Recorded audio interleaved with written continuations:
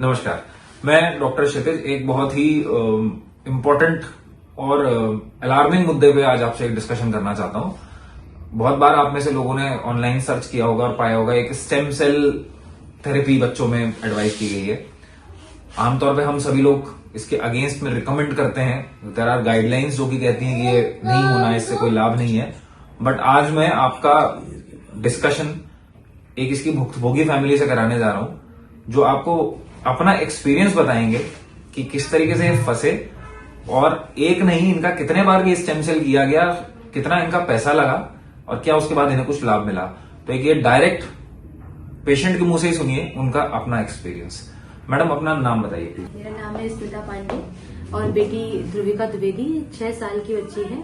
आपको ये पता कैसे लगा कि ऐसी कोई चीज होती है? सर, ये पेपर पे मैंने पढ़ा हुआ था, एडवर्टाइजमेंट से। हाँ जी, एडवर्टाइजमेंट से मैंने पढ़ा हुआ था कि हेलेट में ऐसे स्टेम सेल होता है जो सीपी चाइल्ड्स के लिए और ऑटिज्म के चाइल्ड्स के लिए हेल्पफुल है। तो हम वहां पे गए, हम काला सर से मिले, उनसे बात करी। उन्होंने मतलब हमें रिकमेंड किया कि सर आएंगे, एक ट्यूसडे को आते हैं, बीएस राजपूत सर, तो आप उनसे मिलके आप स्टेम सेल का इलाज कराइए, बच्चा आपका ठीक हो जाएगा। तो हमने इसका फर्स्ट बार क्या आपको किसी और क्लिनिशियन ने या किसी ने भी आपको ये एडवाइस किया था at any point of time कि ये स्टेम सेल थेरेपी करानी चाहिए? नो सर, ऐसा तो किसी ने एडवाइस नहीं किया था। बस हम लोग वहीं पर पहुंचे हैं और वहाँ पे ऐसे हमारे जैसे बेसिकली आप न्यूज़पेपर में हाँ जी। एडवर्टाइजमेंट में पढ़ के आप हाँ वहां जी। पहुंचे एंड देन आपको ये मिस्टर राजपूत के पास हाँ, भेजा गया। भेजा गया। मिस्टर राजपूत ने आपको क्या बताया इसके बारे में? अब उन्होंने बताया कि जैसे जो सीपी चाइल्ड्स हैं और या जो भी ऑटिज्म के हैं और भी कई केसेस ऐसे होते हैं जो बच्चे मतलब नहीं अच्छे से कर पाते हैं, तो उनको वो धीरे धीरे पूरी तरीके से अपना काम करने लगते हैं। तो हम लोगों ने कहा ठीक है सर। तो उन्होंने बोला पहला जब ऑपरेशन होगा तो बच्चे में आपको बहुत फर्क दिखाई देगा, मतलब लगभग 40 to 50% फर्क आपको पहले ऑपरेशन से ही दिख जाएगा। पहले ऑपरेशन से, उन्होंने ऑपरेशन का नाम लिया और उन्होंने बताया पहले ऑपरेशन से 40 to 50% आपको इम्प्रूवमेंट मिलेगा। ये खास एक ध्यान देने वाली बात है कि आपसे ये वादा किया गया कि 40 से 50% इम्प्रूवमेंट पहले ऑपरेशन के बाद ही आ जाएगा, जिसका आई एम श्योर खर्चा कई लाख में था। जी जी, ठीक है, आपने वो कराया? जी, वो मैंने कराया। और उसके बाद में फिर जब कुछ फर्क आया उससे? फर्क सर कुछ नहीं आया। उस समय बच्ची बहुत बीमार हो गई थी, मतलब बहुत बुखार उसको रहा। तो ये था कि शायद पहला ऐसा है, तो हम लोग भी थोड़ा सा परेशान हो गए थे, छोटी ही थी। तो हम लोगों ने फिर कंसल्ट किया कि नहीं ऐसा होता है, जब स्टेम सेल्स अंदर जाते हैं तो ये सब थोड़ा होता है, सही हो जाएगा।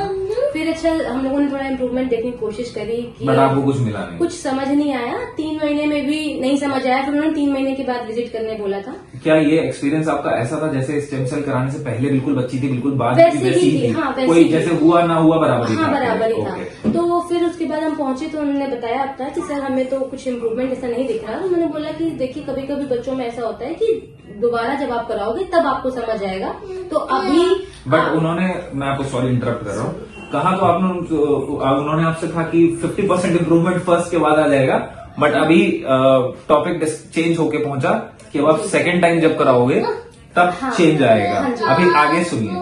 हाँ, तो उन्होंने बोला कि जब सेकंड टाइम आप करोगे, किसी किसी बच्चे में ऐसा होता है कि ये मतलब नहीं हो पाता है, बच्चे पे डिपेंड करता है। तो मैंने बोला ठीक है सर। तो उन्होंने बोला अभी 3 महीने और रुक जाइए, इसके बाद मतलब देखते हैं कितना असर पड़ रहा है। मैंने कहा ठीक है।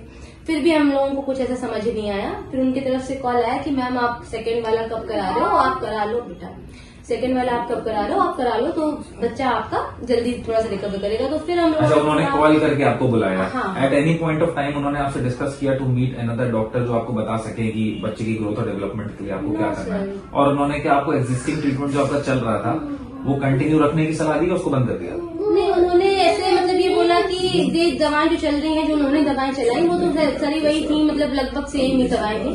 उन्होंने ऐसा बोला कि बस आप थेरेपी कराइए और थेरेपी साथ में इसकी कंटिन्यू करिए, मतलब जो थेरेपी आप लेते हो, ओटी हम लेते थे, तो उन्होंने बोला ये आप कंटिन्यू करिए, बाकी इसको आराम मिलेगा।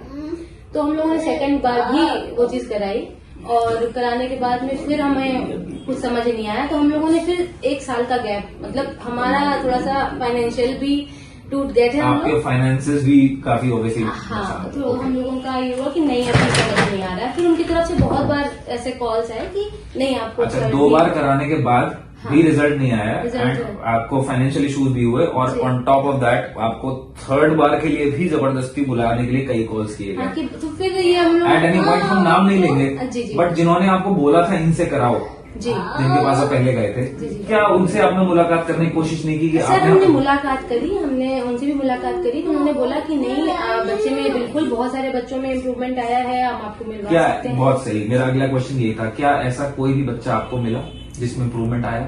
सर पता नहीं, अब एक दो पेरेंट्स से मैं मिली जो साथ में वहाँ पे थे, तो उन्होंने बोला कि हाँ हमारे बच्चे में थोड़ा सा आया है फर्क। तो उनका कितना फर्क, तो शायद वो थोड़ा सा मतलब देहात क्षेत्र का मान लीजिए कि वो जो भी समझ ही नहीं पा रहे थे कि फर्क है भी कि नहीं, समझ बट नहीं पा जबरदस्त रहे वो खुश थे कि हो गया। हाँ, तो फिर आपने तीसरी बार करा लिया। तो फिर हमने तीसरी बार कराया और उसके बाद में फिर सर हमारा मतलब हो गया कि अब तो अब मैं समराइज ये करूंगा, 3 बार आपने ये कराया, हाँ जी जबरदस्ती बेसिकली मैं कहूंगा करा लिया गया। जी आपसे बोला गया बहुत सारे बच्चे हम मिलवाएंगे, जिसमें 2 बच्चे आपको मिलवाए गए जिसमें उनके खुद के माँ बाप को कोई फर्क समझ में नहीं आया। हाँ हाँ और अब आपको क्या, आपको फर्दर चौथी बार के लिए बोला गया? हाँ सर, मेरे को चौथी बार के लिए बोला गया कि चौथी बार आप कराइए। तो इसका तो मैंने कहा सर अब नहीं हो पाएगा क्योंकि अब मतलब फाइनेंशियली थोड़ा सा मामला गड़बड़ हो जाता, तो फिर मैंने मना किया। मैडम, आप जो लोग इसको देखेंगे आप उनको क्या मैसेज देना चाहेंगे प्लीज? बिल्कुल भी आप ये जो स्टेम सेल थेरेपी का ये फ्रॉड है, आप बिल्कुल भी इस चक्कर में मत पड़िए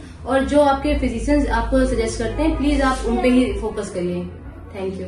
सो प्लीज इसको ध्यान से देखिए और स्प्रेड करिए, बिकॉज मेरा आपका सबका कलेक्टिव एक एफर्ट है कि हमें इस नॉनसेंस को आगे बढ़ने से रोकना है। Thank you so much.